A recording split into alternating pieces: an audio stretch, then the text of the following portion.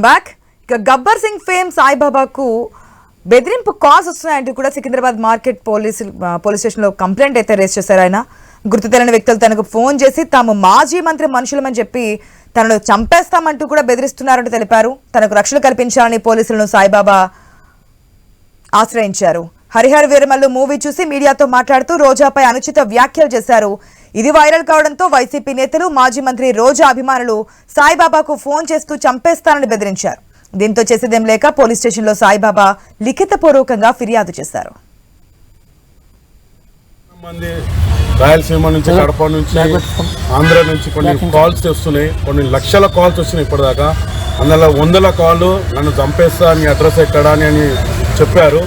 ఈరోజు నేను మార్కెట్ పిఏ సికింద్రాబాద్ రైల్వే స్టేషన్గా కంప్లైంట్ చేయడానికి వచ్చాను. వాళ్ళ మీద మా జనసేన నుంచి మా మహేందర్ అన్న ఆవిడ శంకర్ గౌడ్లు వీళ్ళందరూ రావాలి. ఈరోజు పవన్ కళ్యాణ్ వాళ్ళ మమ్మీకి ఆటో ఆపరేషన్ అవుతుంది. నాగబాబు సార్ కూడా వస్తానని చెప్పారు.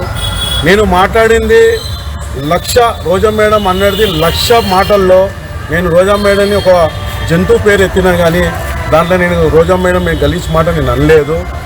చాలా మంది రాయలసీమ నుంచి, కడప నుంచి,